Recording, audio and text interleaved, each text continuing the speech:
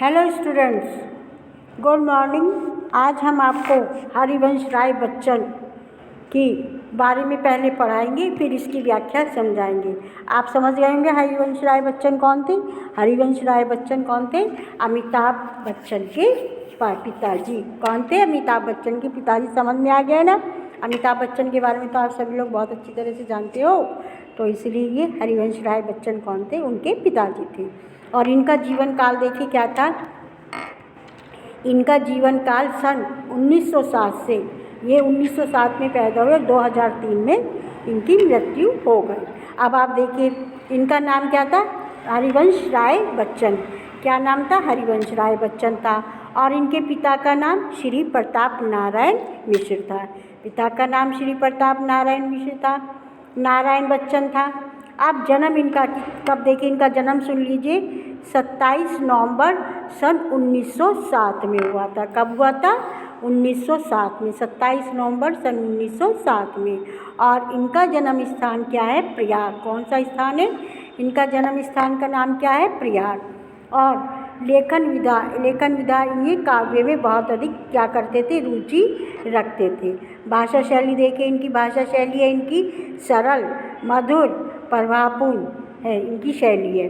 और शैली इनकी मुक्तक है। समझ में आ रहा है कि इनके पिता का नाम बता दिया गया है, इनका नाम बता दिया गया है, और इनका जन्म कहाँ हुआ है? 27 नवंबर सन 1907 में हुआ है। जन्म स्थान इनका प्रयाग है। और लेखन विद्या इनकी काव्य है। और इनकी भाषा के बारे में बता दिया कि भाषा कैसी? सरल, मधुर और प्रभावपूर्ण है। शैली इनकी मुक्तक है। अब आगे देखिए इनकी प्रमुख रचनाएं जानिए। अब प्रमुख रचनाएं जो बहुत इम्पॉर्टेंट होती है वो देखिए, मधुशाला, मधुबाला और मधु कलश, निशा निमंत्रण आदि है। कौन कौन सी है? निशा निमंत्रण आदि, ये इनकी प्रमुख रचनाएं हैं। आपसे क्वेश्चन पूछा जा सकता है इसमें भी हरिवंश राय बच्चन की एक रचना का नाम लिखिए, तो आप ये रचनाएं याद करें और इसे अच्छी तरीके से समझ लें। और कॉपी पे इसको लिखना भी है आपको, कॉपी पे भी इसका जीवन परिचय लिखना है।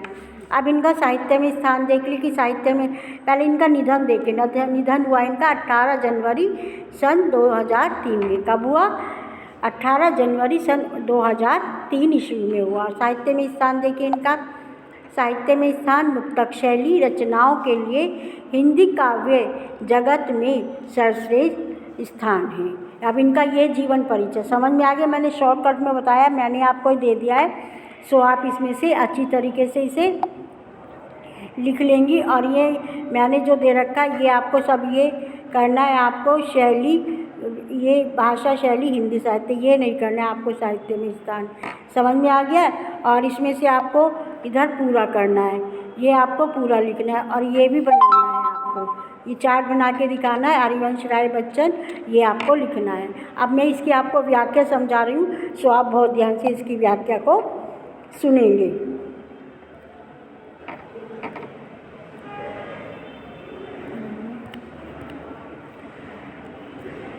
इसकी व्याख्या देखिए आप। पथ की पहचान कर, क्या कर? पथ की पहचान कर, पूर्व चलने के बटोही पथ की पहचान कर। क्या बता रहे हैं कि पूर्व चलने से पहले काहे की पहचान कर? पथ की पहचान कर ले।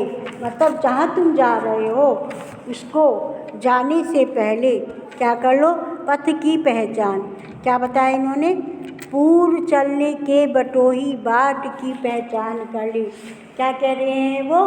कि कह रहे हैं यात्रा पर निकलने को तैयार पथिक के संबोधन में कवि मनुष्य को जीवन में आगे बढ़ने से पहले उसके कर्तव्य को समझाते हुए कहता है, सावधान करते हुए कहता है कि ये पथिक अपनी यात्रा आरंभ करने से पहले यदि तुम अपने सही मार्ग की पहचान कर लोगे तो गंतव्य स्थान में पहुंचने में तुम्हें कोई भी परेशानी नहीं होगी। यदि तुम्हें अपने रास्ते का सही पता होगा तो उस मंजिल पे जाने में आपको कोई परेशानी नहीं होगी। आया समझ में? पूर्व चलने के बटोही बाट की पहचान, मतलब जिस रास्ते पे आप जा रहे हो उसको पर चलने से पहले उसके बारे में आपको अच्छी तरह से पता होना चाहिए, वरना फिर आपको किसी भी परेशानी का सामना नहीं करना पड़ेगा। आगे देखिए, पुस्तकों में है पुस्तकों में है नहीं छाई गई इसकी कहानी। क्या आप कह रहे हैं वो कि कवि कहता है हमारे जीवन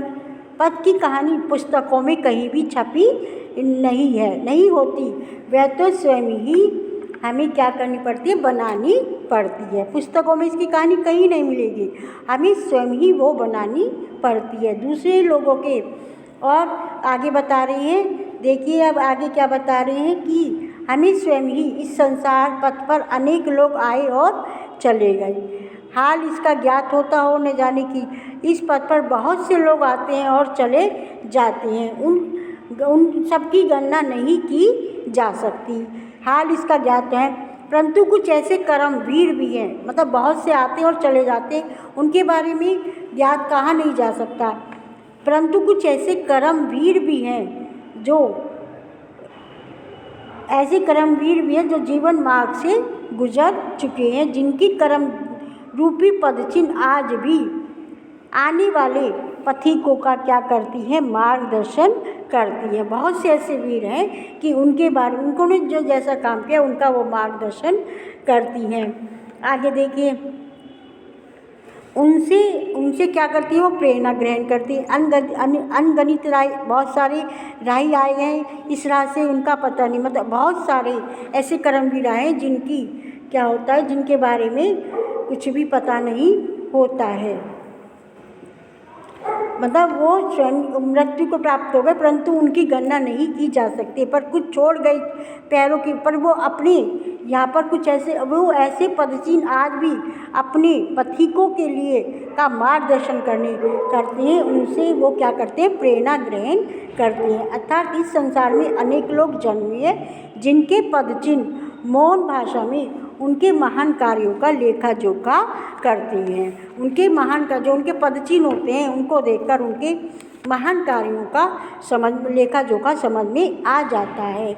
अब आगे है, यह कहानी मूक कहानियों कर भी बहुत कुछ बोलती है।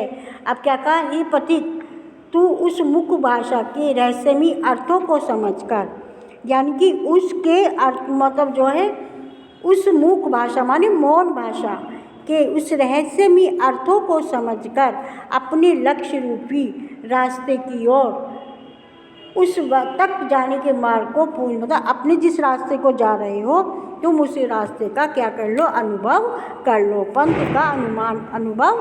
उस पंथ का अनुमान कर लो। पूर्व चलने के बटोही बाट की पहचान कर लो, पहले चलने से पहले जिस मार्ग पर आप जा रहे हैं उस मार्ग पर चलने से पहले आप अपने मार्ग की पहचान को अच्छी तरीके से कर लो। अब आगे देखिए, तू इसे अच्छा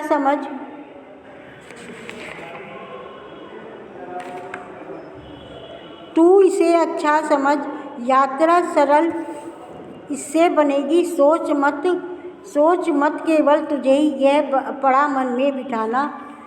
अब क्या कह रहे हैं, तू इसे अच्छी तरह से समझ ले तो तुम्हारी यात्रा क्या हो जाएगी, बिल्कुल सरल हो जाएगी, उसमें तुम्हें किसी परेशानी का भी सामना नहीं करना पड़ेगा।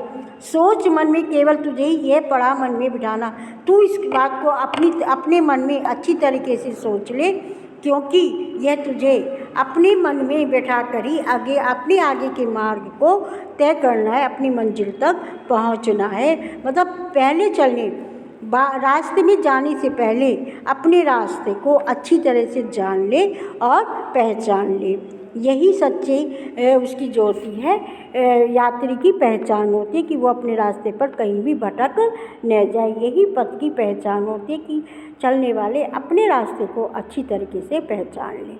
अब मैंने इसका आपको अर्थ करा दिया है, अर्थ समझाया है, आपको उम्मीद है समझ में आ गया हो। अब आप लोग पहले तो इसके हरिवंश राय बच्चन की जीवन परिचय को अपनी कॉपी में अच्छी तरीके से लिखेंगे और उसके बाद आप जो है पथ की पहचान, यदि आपको नहीं समझ में आता तो मैं आपको दोबारा समझा दूंगी, और इसको हरिवंश राय बच्चन के पाठ को बहुत अच्छी तरह से याद करना है। आपको जीवन परिचय को अच्छी तरीके से याद करना है और उसको कॉपी में भी लिखना है, और कार्य करके आप ग्रुप में भी भेज देना ताकि पता लग जाए कि आप लोग कार्य कर रहे हैं। धन्यवाद।